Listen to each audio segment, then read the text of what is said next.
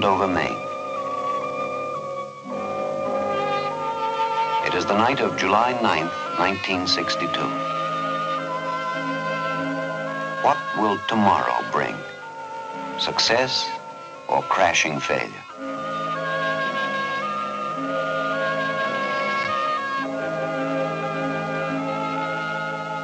Telephone men drive through the lonely hills of Andover to make final tests on the electronic gear that may or may not find and communicate with a tiny spinning globe thousands of miles in space.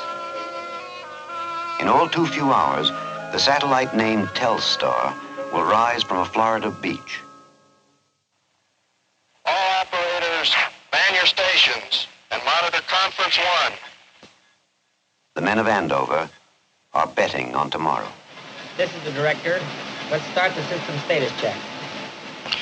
System check formation 1 starting at 22:45:37 UT. Command tracker report. Command ops ready. Precision track report. Precision track ready. TEG report. TEG ready. Data ops report. Data ops ready. Receiver report. Receiver ready. Transmitter. Transmitter is ready. Director, this is ground control. Come in, ground control. Ground control is ready. Roger. Director, this is communications control. Come in, communications control. Communications control is ready. Roger. Poised on its rocket at Cape Canaveral is the incredibly complex globe, 34.5 inches in diameter. Telstar, waiting. Status report from the horn. Antenna ready. Check. Another horn focuses on the sky at Holmdel, New Jersey, the horn that first caught signals from the Echo balloon. In the pre-launch hours, a second group of telephone scientists make ready. Receiver operating satisfactory. Calibrations? Calibrations normal. Check. Can I have the DAC report? Drive tape ready? Drive tape is ready. Clock synchronized? The clock is synchronized. Error buffers checked? The error buffer is checked. Okay. I guess we're all set. Okay. Hello, Andover. Homedale here. Yes, we're all set. Ready to go.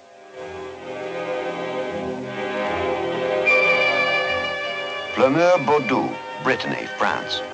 Across the Atlantic, too, there is quiet expectancy.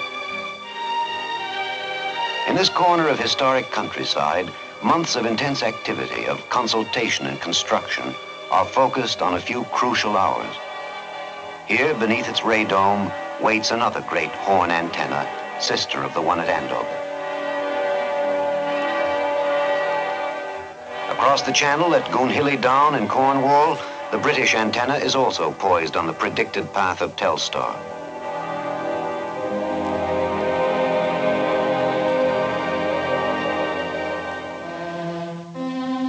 The bird. This focal point of concentrated attention on both sides of the Atlantic will be the first active communication satellite in space, if all goes well. All stations report for communications check. Antenna? Antenna here. At Cape Canaveral, private industry and government work shoulder to shoulder under a unique arrangement. In this project, the satellite was built, the launch bought and paid for by Bell Telephone. Run number 4758. Bell Labs men are old hands at Canaveral. Their job? Guidance control, putting satellites into exact orbits. Clear plotting board? Plotting work, clear. Guidance control, this is radar control. The radar is ready to acquire the missile. Roger. Radar control, stand by. We should be picking up terminal count in a few minutes. Roger. This is spacecraft test control. All spacecraft test positions, please report ready.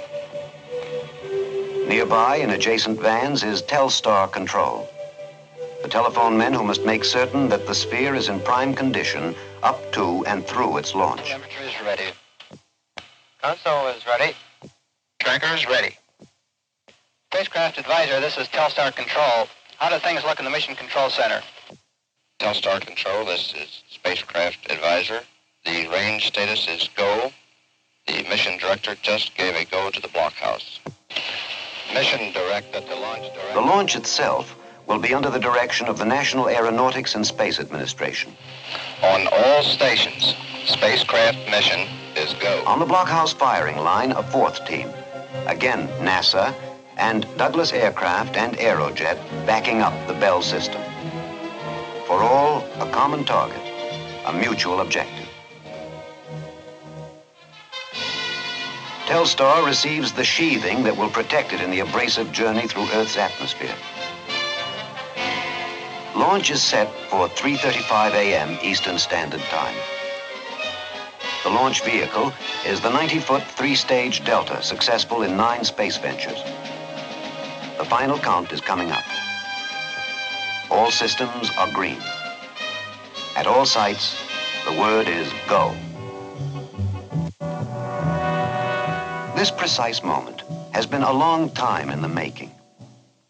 As early as 1954, at the Bell Telephone Laboratories in Murray Hill, New Jersey, the possibilities of satellite communications had been foreseen by Dr. John R. Pierce. Although 3 years were to pass before Sputnik 1 rocked the world, Dr. Pierce's ideas helped spark the search for Telstar. Even then, there was little doubt of the eventual need for improved means of communicating overseas. Across the United States, microwave towers dot the horizon. Great volumes of messages and TV shows can be flashed from point to point, supplementing other landlines to help provide the communication channels the nation requires. But when the ocean is reached, there are no towers. A tower in this ocean tall enough to do the job, or a string of towers, is obviously impractical. But if such a tower could fly, then Americans and all the people of the world would have an exciting addition to their communication toolkits. A ring of flying microwave towers could assure continuous overseas transmission, help meet the communication demands that are growing with each passing day. The credit for Telstar properly belongs to scientific development based on research that reaches out ahead of man's immediate needs. Telstar is the sum of many men's efforts over the years. When the need for communicating by satellite became apparent, the products of Bell Labs research were on hand to be a part of Project Telstar and to make it work. Gigantic things, like the Andover antenna, weight 380 tons, yet built with the relative accuracy of a fine watch, so precise that it can track its target within 1/50th of 1 degree. Or its forerunner at Holmdel, New Jersey. At the heart of each of these huge antennas is a special FM feedback receiver and a ruby maser, which operates at 456 degrees below zero. Together, they pick up a faint signal, only 1/1000th of a watt strong, and boost it back to a usable level. Tiny things are equally important. Transistors. Without them, Telstar could not relay messages in space, and rockets could not be so precisely directed or controlled. Solar batteries to borrow power from the sun and keep Telstar's electronic gear alive. These inventions and more, products of telephone research, were on hand when the time came for Bell Labs to put the first Telstar together at its Hillside, New Jersey location. 10,000 electronic components to go in a 34.5-inch ball. Each subassembly packed in plastic foam. The bird framed in magnesium with a shell of aluminum. 3,600 sapphire-covered solar cells mounted in platinum. Telstar reached the dust-free purity of its assembly in hospital operating room atmosphere. Nothing was left to chance. Vibration tests.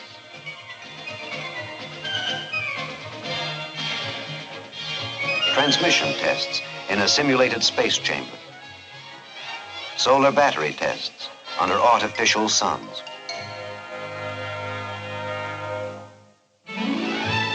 On a brilliant June day, Telstar arrives at Canaveral after its 1,000-mile journey from New Jersey.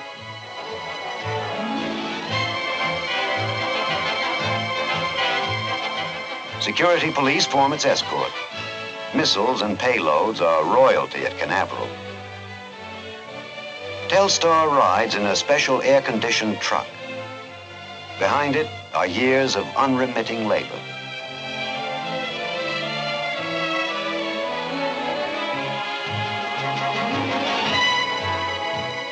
It's not the things that are known that bother the scientists now, but the things still unknown. So, of more immediate concern is the question, how has the bird fared on the trip south? After transfer from truck to Telstar's satellite van, a band goes around the new star's equator. Cables are attached for another tough physical. And solar cells, antenna, satellite transmission, and telemetry are checked. Okay, so far.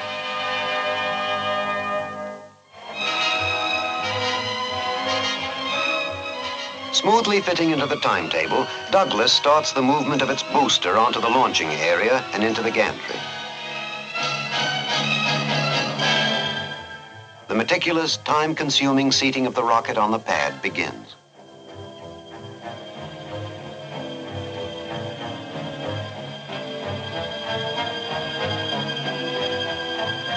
The bird moves to NASA's spin test building. There, it is mated to the third stage booster, that package of highly dangerous explosive that will give Telstar its final orbital speed and start its spin through space. Spring steel coils tightly, ready to thrust the bird from its nest.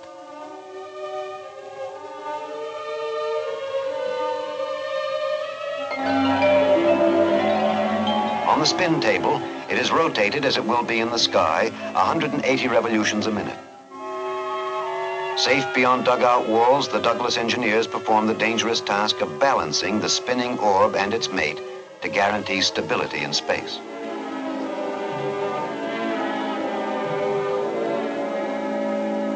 Again, the band and the cables. Again, check and recheck. Spin test antenna, to Telstar antenna, to Telstar control.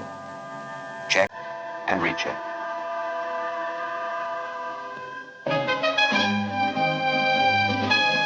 Canned for protection and transport, the messenger of space moves on its cautious way up the gantry.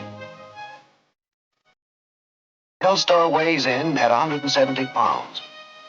Its family tree is an impressive history, for every one of its components was subjected to months of life tests, and pedigree papers were accumulated on each part. With this sort of survival of the fittest approach, Telstar should have the makings of a champion. It's $1 million baby, and every move it makes is watched by anxious guardians. Third stage and satellite lower gently to a mating with the second stage, mark to mark.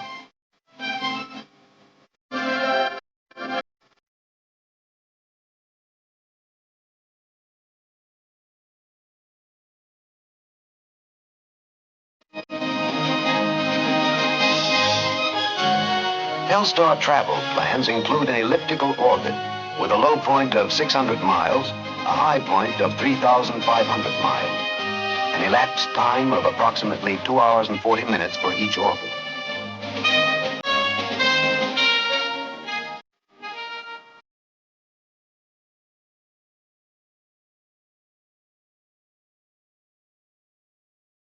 Again, the cables are attached for one last examination.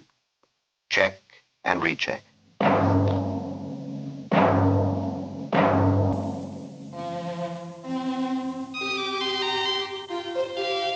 There are contradictions in this kind of pioneering.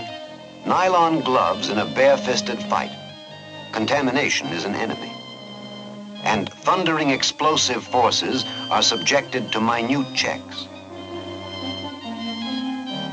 The cable is removed, a last connection made, the face of a cell fastened. The baby is buttoned up. The fairing goes on. Clamshell seal against Earth's atmosphere. P-pod to be tossed aside in space. No more check and recheck. Telstar is on its own.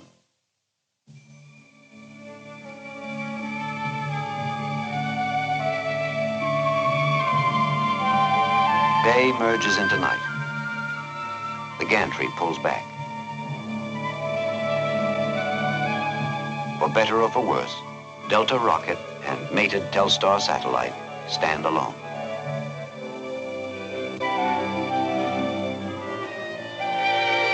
Now the order comes, clear the area.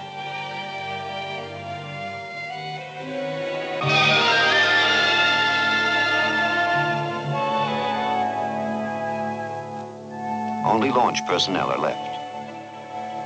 The final count. Stand by to pick up the count on my mark. 4 separate groups linked by a communication system.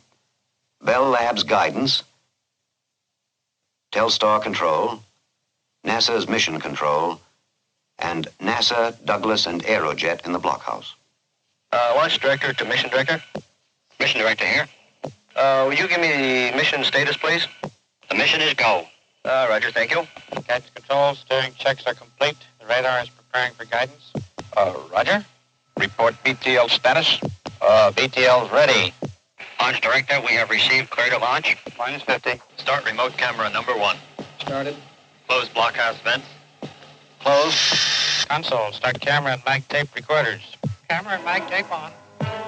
Minus 10, 9, 8, 7, 6, 5, Open solo fuel 3, 2, 1, 0. Start.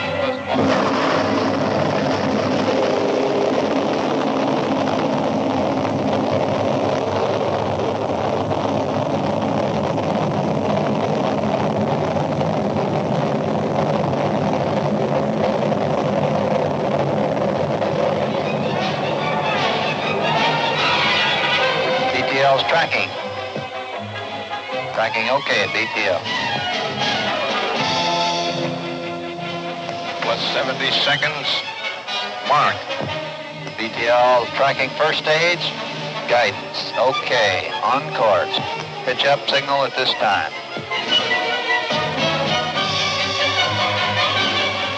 Lily all right. Looks good in azimuth. Still a little pitch up.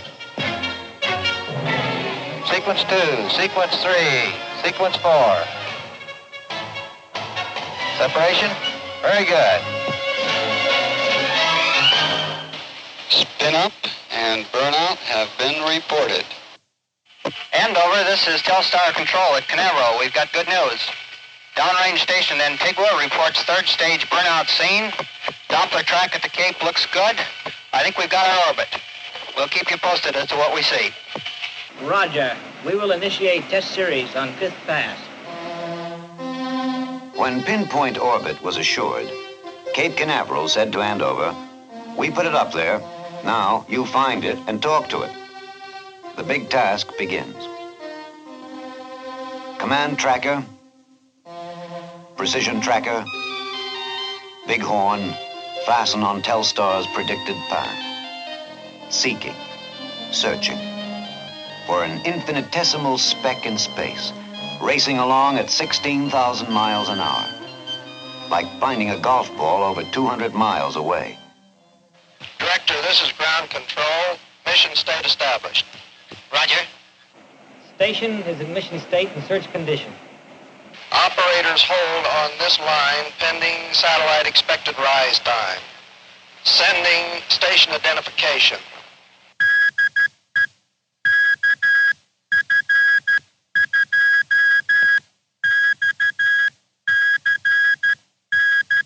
The satellite is rising over the horizon.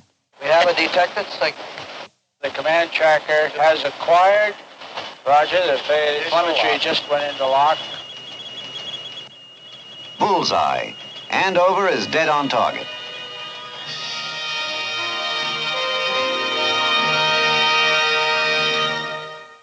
With the newsmen of press and television looking on, the experiment is out in the open, in the American way. Fail or succeed, the chips are down. Fail or succeed, the presses will roll, the television cameras scan the event. Will Telstar work? In Washington, D.C., distinguished guests wait and watch expectantly before a large closed-circuit TV screen. Vice President Johnson is there, with Mr. McNeely, President of AT&T, and Senators Kerr and Smith, Congressman Miller, Harris, and Albert, Senators Dirksen, Symington, Magnuson, and Pastore, and Administrator Webb of NASA. And the Federal Communications Commission watches the show at Andover. The first test is coming up. Will Telstar receive a telephone message from Earth, amplify it, and return it to Earth? F.R. Capel, AT&T Board Chairman, will speak with the Vice President of the United States. The connections go in. Good evening, Mr. Vice President. This is Fred Capel calling from the Earth Station at Andover, Maine. The call is being relayed through our Telstar satellite, as I am sure you know. How do you hear me? You're coming through nicely, Mr. Capel. Well, that's wonderful. Since you're also head of the Space Council, Mr. Vice President, I suppose you followed with considerable interest the activities today which have resulted in this call. The first telephone message in the world, as a matter of fact, over an active satellite. Indeed, I have, Mr. Capel. The progress of the satellite from the time it was launched early this morning from Cape Canaveral by the National Aeronautics and Space Administration has been most gratifying to all Americans. I'm sure millions of them have been proud of this achievement, which is another first in our conquest of space. Well, I think the people of this country are pleased with this demonstration of cooperation between government and private industry. The teamwork this morning at Cape Canaveral, which I witnessed, was outstanding. I quite agree, and I think this is a matter of satisfaction for every citizen of the nation. I'm certain that the results of the Telstar tests will be most valuable in providing some of the knowledge needed to bring into operations a very fine commercial communication satellite system. Well, we're most hopeful of this, and certainly pleased at this performance so far. Good night, sir, and thank you a great deal. Full steam, Andover plunges into a second big question. Can Telstar handle the special requirements of television? The picture goes out into space. The answer lifts American hearts.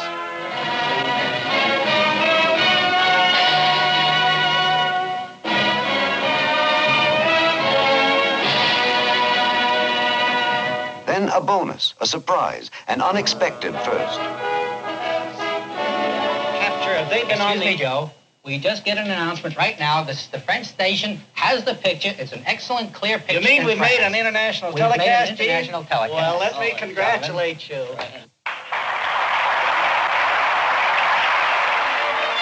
Then a photograph of Telstar is transmitted to the satellite and sent back to Earth. The first facsimile transmission. Next, two 500-word stories flash from Earth to satellite to Earth. Tape punching out news. Data transmission at over 1,000 words a minute. The following day, Telstar brings a voice and a face from France to the television sets of the United States. The next Telstar pass, we receive the dry understatement of our English cousins. On my immediate left, I have John Taylor, who is in charge of our space research and development. The first international telephone calls are between AT&T President Eugene McNeely and communication officials in France and England. In an historic first, President Kennedy's news conference is televised overseas. I understand that part of today's press conference is being relayed by the Telstar communications satellite to viewers across the Atlantic. And this is another indication of the extraordinary world in which we live. So we're glad to participate in this operation developed by private industry, launched by government in admirable cooperation.